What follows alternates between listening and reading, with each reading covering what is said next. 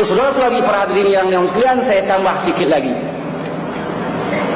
Katalah seorang tu dah memahami syariat sampai dia tahu apa itu yang wajib, apa itu yang sunat, apa itu yang haram, apa itu yang makruh, apa itu yang harus.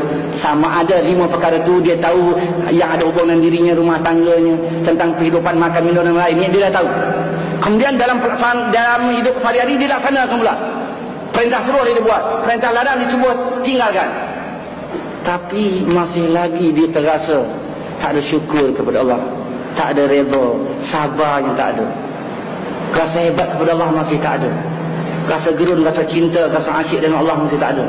Tetapi yang ada dalam hati masih ada rasa hasad. Terasa dia ada masih hasad lagi, dengki, pemarah, pemberang jadi lagi. Ya. Masih keluh kesah lagi. Jangan dapat ujian sikit keluh kesah, tak tenang lagi jiwa. Masih lagi tamak, gila pangkat, gila puji. Ya, bila orang keji dia masih lagi rasa sakit. Padahal dia dah bersyariat, dah mengetahui syariat.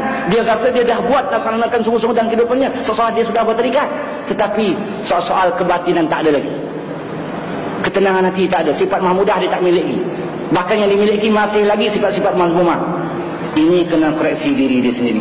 Mesti ada salah dan silap. Mesti ada salah dan silap, sebab Allah dah berjanji, ala bizikrillah tatma'innul qulub. Ketahui ilmu, mengingati Allah itu boleh menenangkan hati. Dan orang mengamalkan syariat dan tarikat itu, Allah memberi jaminan akan diberi sifat-sifat mahmudah, dan Allah akan ungkapkan sifat-sifat mazmumah, menjadikan dia akan tenang hati dia. Tetapi dia dah bersyariat, sudah berterikat dalam hidupnya, dia rasa begitu, tetapi masih lagi tak dapat memiliki sifat-sifat mahmudah. Yang dimilikinya adalah sifat-sifat mazmumah, hingga hatinya sentiasa keluh kesah berhadapan dengan suasana hidup. Ini kena cek balik, kena kaji balik, kena muhasabah diri dia, kena hisap balik diri dia, kena perhati lahir dan batin, kena lihat. Boleh jadi ilmu yang tak tepat. Boleh jadi kalau ilmu yang tepat, ilmiah yang tepat, pelaksanaan pula tak tepat, pelaksanaan yang tak betul. Mesti ada salah dan silap. Tak lahirnya batin ni. Tak bidang usuluddin ni, bidang fiqh. Tak bidang fiqh ni, bidang tasawuf ni. Mesti ada salah dan silap.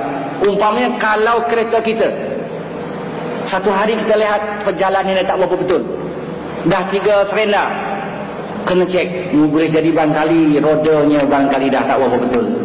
Mungkin ada 1-2 skru yang tercabut. Mungkin ada dawai dan wayar yang 1-2 yang dah putus. Mungkin steering yang barangkali dah tak berapa betul.